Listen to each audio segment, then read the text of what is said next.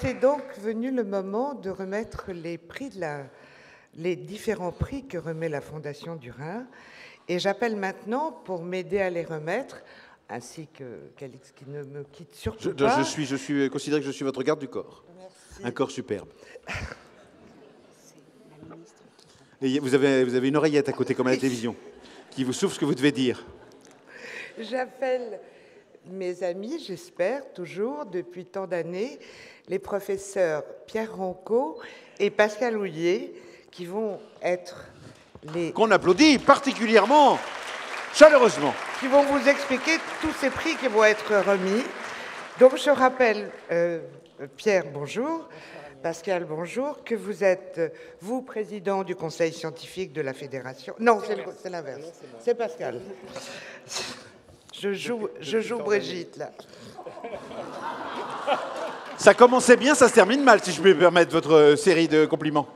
Je vous donne les micros au cas où vous en auriez besoin, sachez qu'il y en a. Voilà. Donc, Pascal Houlier, président du conseil scientifique de la Fondation, et Pierre Ronco, qui est un néphrologue de réputation internationale et qui, en plus, édite la prestigieuse revue Kidney International.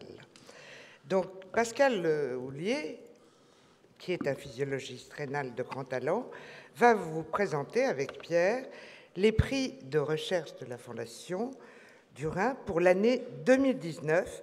Et vous remarquerez d'ailleurs que cette année, contrairement à l'année dernière, où tous les lauréats étaient des femmes, cette année, ce sont tous des hommes. Alors, pour ce premier... Est-ce que ça va être un principe général pour savoir pour les années prochaines ou est-ce que c'est uniquement exceptionnellement pour cette année? On verra bien, on verra bien. Donc pour ce premier prix de la Fondation du Rhin, je voudrais que vous me disiez, messieurs, qui sont les lauréats et en quoi consiste ce prix. Alors il y a les années paires et les années impaires. Et le prix de la Fondation du Rhin est le prix le plus prestigieux de la Fondation. Et il est distribué tous les 2 ans. Donc on est une année impaire, on est une année où on distribue... Ce qui veut dire que les femmes ne l'auront jamais, tel que c'est parti. Non, parce qu'il y a des années où il y a à la fois des hommes et des femmes. Il y a des années mixtes. Ah, oui, oui, absolument.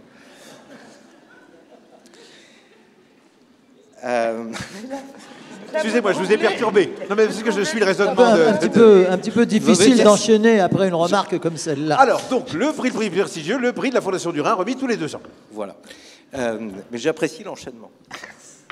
Alors, donc, et le but l'objet du prix de la Fondation du Rhin, c'est de récompenser ou de reconnaître la contribution de chercheurs qui ont déjà une carrière derrière eux au domaine de la néphrologie. Et cette année, le prix de la Fondation du Rhin est décerné de manière conjointe, merci, au docteur Pierre-Louis Tarot et au docteur Gérard Lambeau.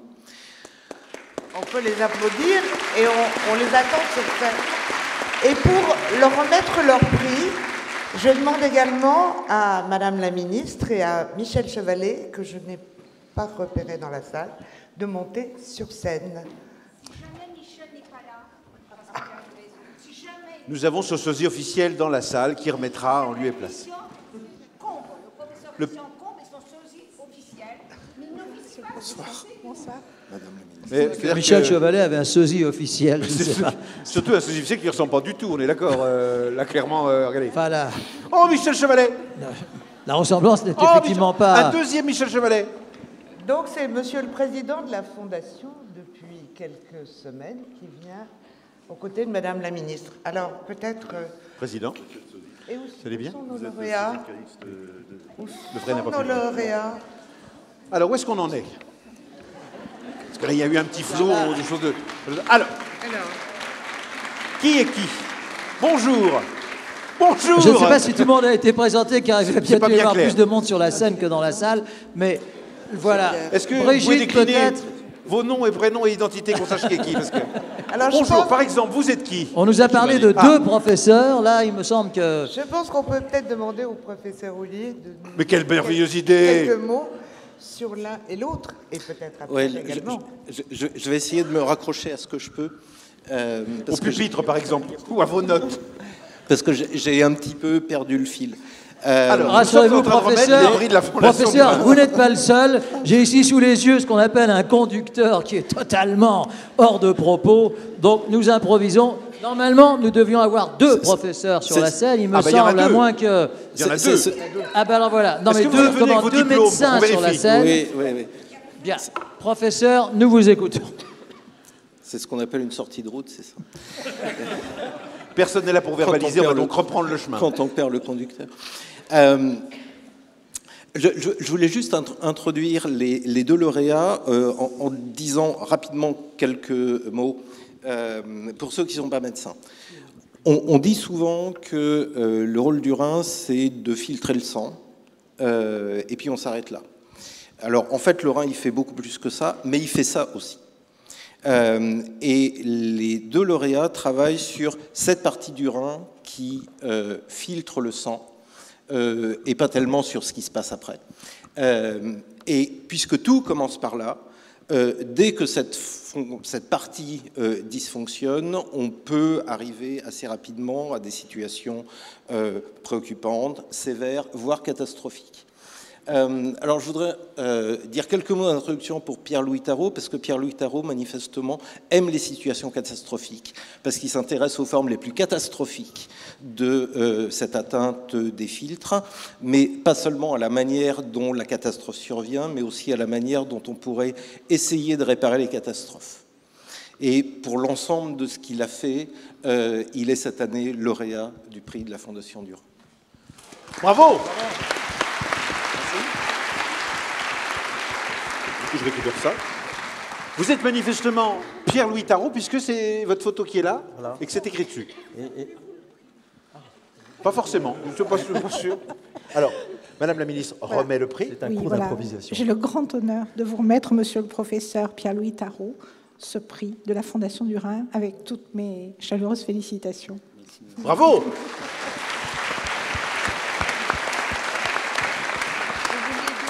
Maintenant, l'allocution solennelle du récipiendaire. Oui, en effet, le professeur Pascal Houillet a dit que c'était un prix qui nous honore énormément et qui est attribué à des gens qui ont leur carrière derrière eux.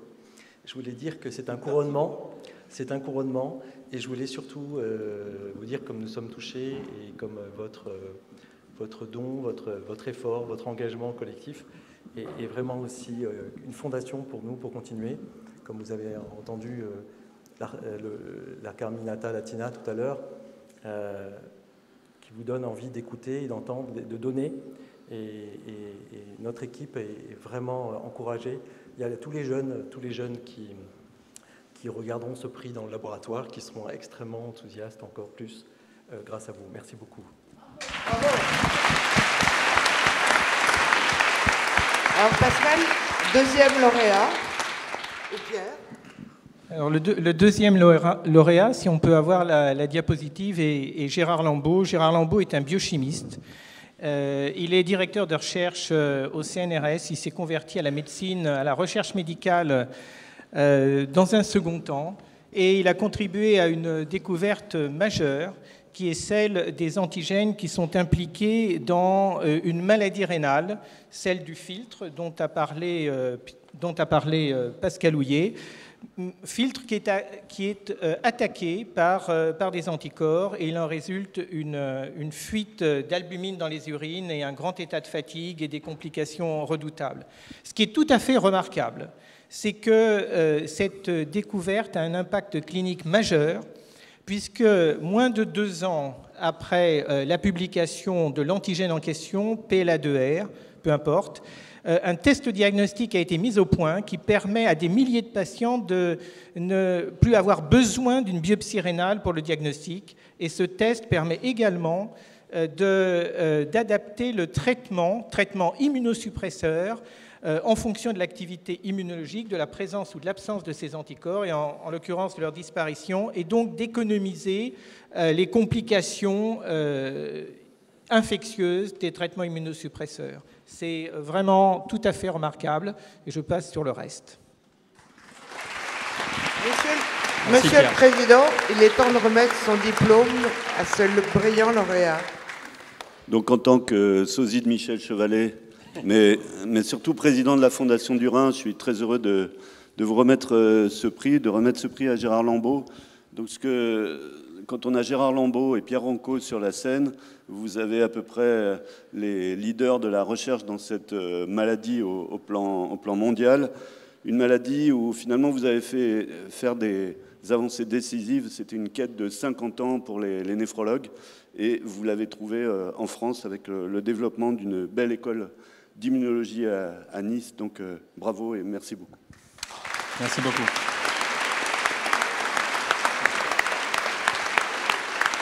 Allocution solennelle du récipiendaire. Oui. Attendez, je vous le tiens. Je vous tiens ça aussi. C'est gentil. Voilà.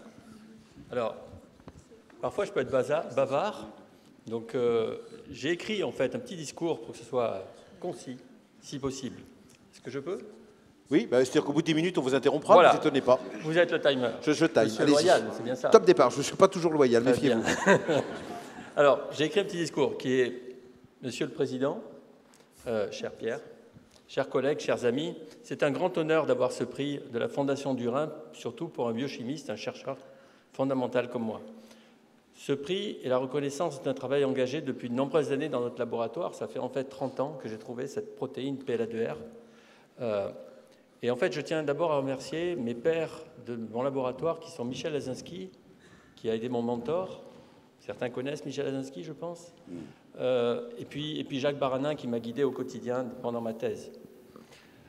La recherche, c'est toujours une aventure humaine, d'hommes et de femmes, et dans ce cas, une aventure de chercheurs et de médecins, alliant la recherche fondamentale à la recherche médicale, et là, elle devient translationnelle. Je tiens donc à remercier tous les membres de mon équipe, les jeunes, les vieux, les étudiants, les chercheurs, les ingénieurs, et évidemment les collaborateurs médecins. En fait, quand on a démarré dans cette pathologie, il y a 10 ans exactement, on a essuyé les plâtres, parce que je n'étais pas médecin, je ne comprenais rien à cette maladie, et à l'époque, on a commencé à discuter avec Pierre Ranco, et je remercie ici Barbara Seitz-Polski et Vincent Hainaut, des néphrologues niçois, qui ont cru qu'on pouvait faire quelque chose à Nice, loin de Paris finalement. Et puis, un étudiant en thèse, Guillaume Dola, et puis Christine Perret, qui est dans la salle. Avec ces 4 personnes, on a essuyé les plâtres, on a essayé de comprendre comment ça fonctionnait, c'était tout neuf pour nous. Je tiens aussi à remercier les autres chercheurs et médecins avec qui on a travaillé au niveau international et au niveau national. Il s'agit de Larry Beck et David Salan aux États-Unis, à Boston, de Nicolas Thomas et Rolf Stahl en Allemagne, et puis bien sûr en France, Pierre Ranco et Anna Debieck, qui maintenant on travaille vraiment main dans la main et j'en suis extrêmement heureux et fier. Alors, juste en 2 mots, l'histoire de cette recherche, c'est 2 mots-clés.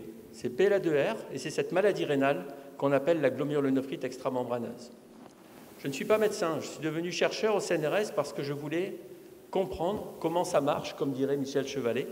Je voulais découvrir quelque chose. Mais avec le recul, j'aurais souhaité être médecin. Parce qu'aujourd'hui, je suis récompensé de ce travail qui nous a conduits à cette recherche médicale. Cette protéine obscure, PLA2R1, en fait, je l'ai trouvée quand j'étais jeune chercheur, quand j'étais étudiant en thèse, et pendant longtemps, et aujourd'hui encore, elle est dans notre rein à nous et on ne sait pas à quoi elle sert. On ne sait vraiment pas à quoi elle sert aujourd'hui. Mais par hasard, quelque part, cette protéine-là, elle est impliquée dans cette maladie rénale pour laquelle on cherchait la cible du diagnostic depuis 50 ans. Pierre Ranco l'a cherché aussi. La recherche, ce n'est pas un sprint, c'est une course de fond. Et ça tombe bien parce que je suis un coureur de fond. Je ne sais pas courir vite. La recherche, c'est l'excellence, l'intégrité, toujours la persévérance. Quand on a un objectif, on y va. Et j'encourage les chercheurs à chercher dans l'excellence, quelle que soit la route, un jour, ils en seront récompensés. C'est ce qui m'arrive aujourd'hui. Et je vais essayer d'être court, encore une fois. Et puis, c'est trop tard, il me reste 2 minutes et ça devrait aller, je crois. C'est trop tard pour être court. Alors, c'est trop, excusez-moi. Mais je voudrais juste souligner quelque chose qui est la sérendipité. Alors, en anglais, ça se dit bien serendipity. Et en fait, parfois, on ne sait pas pourquoi on cherche. Qu'est-ce que c'est la sérendipité? C'est peut-être le don de trouver quelque chose par hasard. C'est le hasard des découvertes. C'est le hasard qui fait que vous cherchez dans une direction. Et puis un jour, vous rencontrez quelqu'un, un médecin, Pierre Ranco par exemple. Et puis l'histoire se fait. Et vous finissez avec une grande histoire. Voilà ce qu'est la sérendipité. C'est ce qui m'a amené à aller dans le monde des médecins, alors que je suis au départ un chercheur fondamental. Et je vais m'arrêter là juste en disant que je crois qu'en recherche médicale, il est fondamental que les chercheurs travaillent avec les médecins et que les médecins travaillent avec les chercheurs. Ça doit être dans les deux sens. Et tout ça pour le grand bien des patients. Voilà, il y a encore beaucoup de choses à découvrir dans cette maladie. J'espère qu'on va le faire avec Pierre. Et ça devra se faire au hasard des chemins et des rencontres humaines, encore une fois. Le chemin sera long, mais les découvertes s'accélèrent. Je vous remercie. Merci.